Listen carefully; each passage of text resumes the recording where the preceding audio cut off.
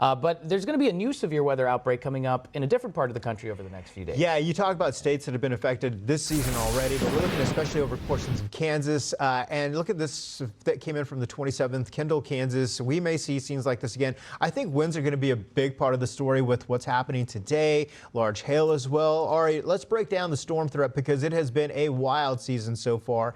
Not only today, but we're going to take this right into Monday and Tuesday. In fact, Tuesday's area expands larger, and that can be adjusted and fine-tuned as we go into the days ahead. But in the meantime, let's focus in on today. Yes, you're looking at that bright pink there. It is a level 4 out of 4. And we've seen this entire month. We've seen level 3 and greater with the severe storm threat in place. Storm Prediction Center has been doing a great job this season with highlighting the areas to watch. The area that you see there in the level 4 includes Dodge City, Great Bend, Salina. Just outside is going to be Wichita.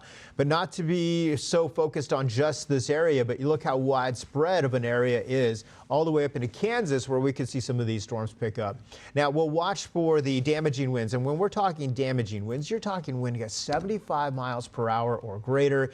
You think of sustained winds in a hurricane, 74 miles per hour. These are gusts, but a gust that quick and that fast at 75 miles per hour or greater could still do some damage, and it is there. It's a level 3 for the same areas that we're watching for the chance for perhaps maybe even some rotation, especially as we got a couple of these clusters starting to form later throughout the overnight hours and into the early morning hours.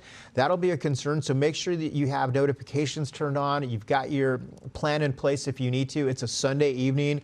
You're going to be ready for the work week ahead, but you might get that wake-up call later on in the evening while you're trying to rest after a long weekend.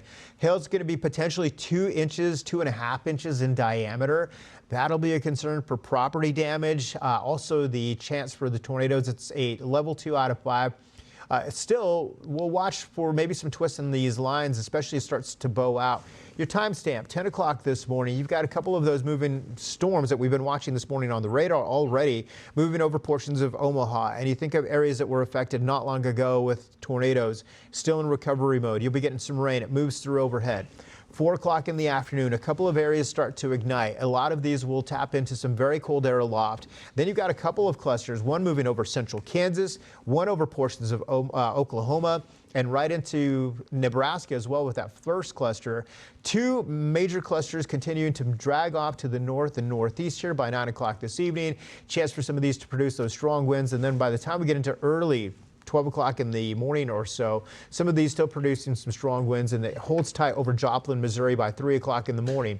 We'll watch as we go into Tuesday. The threat goes down for the severe weather, but we've got another wave of energy coming through on Tuesday. And as we look at the flood potential, it does go up, especially into Tuesday over portions of the Great Lakes with a little more rain back in the forecast.